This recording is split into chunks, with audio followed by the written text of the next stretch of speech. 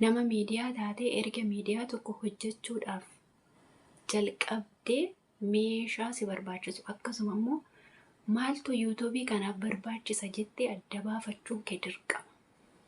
Tokkoffaa obboloonni keenya yeroo viidiyoo waraabuu jettanii mana kanaa jechuudha. Kaartooniitiin ashagamee dhufaa yeroo banamu akkasittiin jechuudha. Kunoo jechuudha. Akkasittiin bilbila kee asirra kaawwattee akka garaa keetti viidiyoo waraabbachuu dandeessa. Sinii galee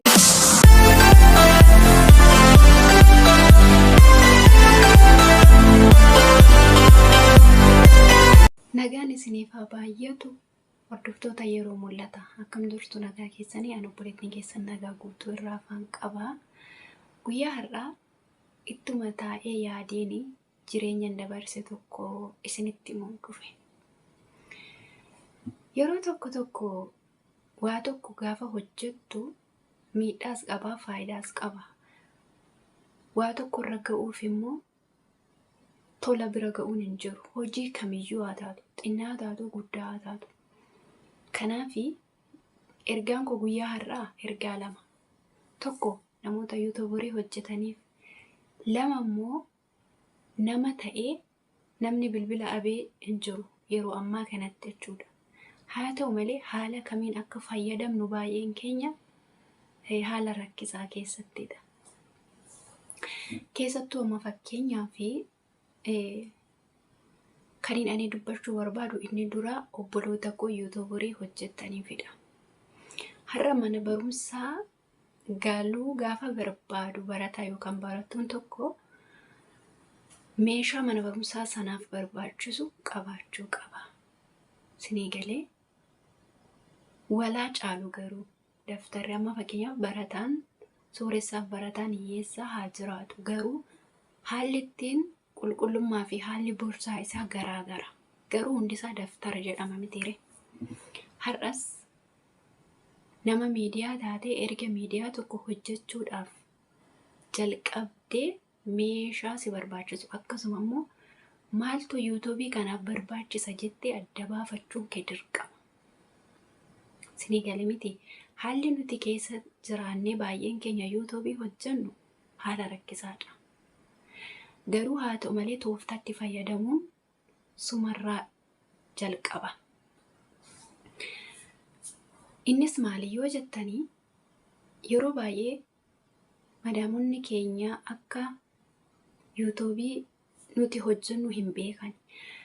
yuutuubii kana hojjechuuf immoo bilbilli tokko meeshaan ati irra keessee fayyadamtu akkasuma immoo bilbila kaameraa gaarii qabu, bilbila viidiyoo dheeraa waraabuu danda'u qabaachuun nurra jiraata. Garuu meeshaa gahaa sana wanta nu barbaachisan sana argachuuf haalli ulfaataan tokko jira. Sinii galee miti. Maaliif harka namaa keessa jirra waan ta'eef. Yeroo kana immoo tooftaatti fayyadamuu qabdu. Sinii galee miti. Tooftaatti fayyadamuu qabdu. Akkamiin karaa meeshaa kana bitachuu dandeessanii jechuudha. Tokkoffaa obboloonni keenya yeroo viidiyoo waraabuu jettanii meeshaa itti bilbila keessan irra kaawwattanii waraabdanii bitachuu qabdu. Kunoo fakkeenyaaf kan akka kanaa jechuudha. Hin argitu jedheen abdii qaba. Kuni sadarkaa qaba. Akkuma bilbilaatti. Amma bilbilli sadarkaa qaba miti, kunillee sadarkaa qaba. Kuni akkasitti kaartooniitiin ashagamee dhufaa yeroo banamu akkasittiin jechuudha.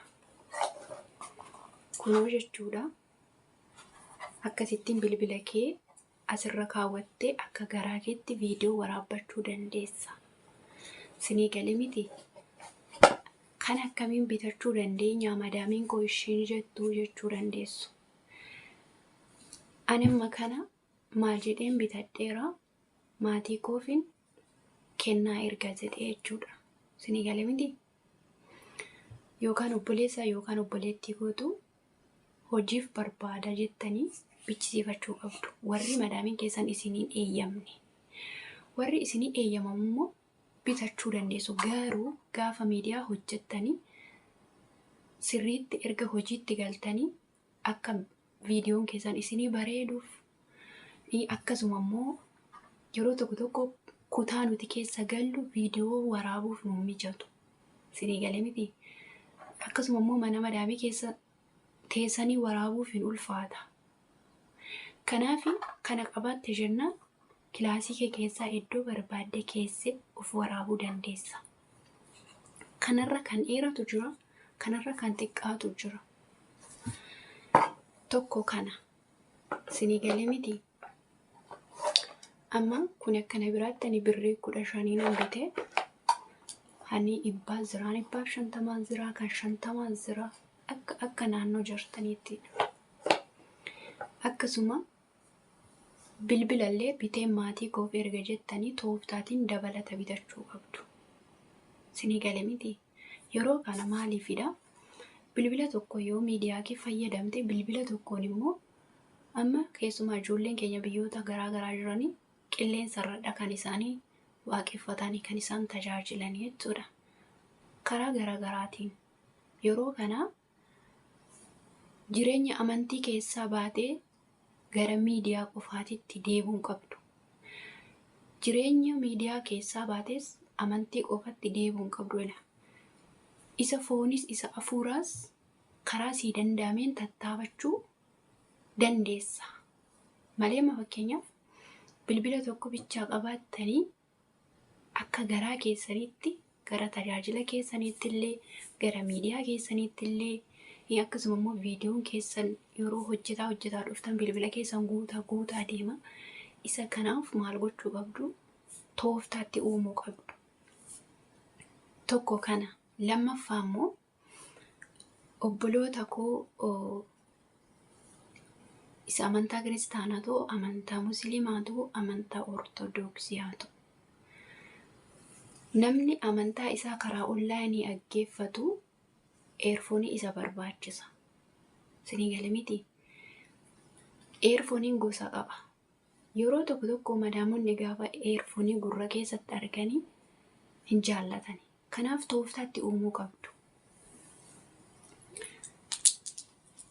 Kun yeroo baay'ee eerfooniin kun madaamota waliin illee walitti nama buusa. Maaliif jennaan kana uffata keessa baastee bilbila kee waliin wal qabsiistee gaafa akka carraa odeessuuf jettullee gurratti qabachuuf jettullee yeroo sitti fudhata. Sinii galee miti.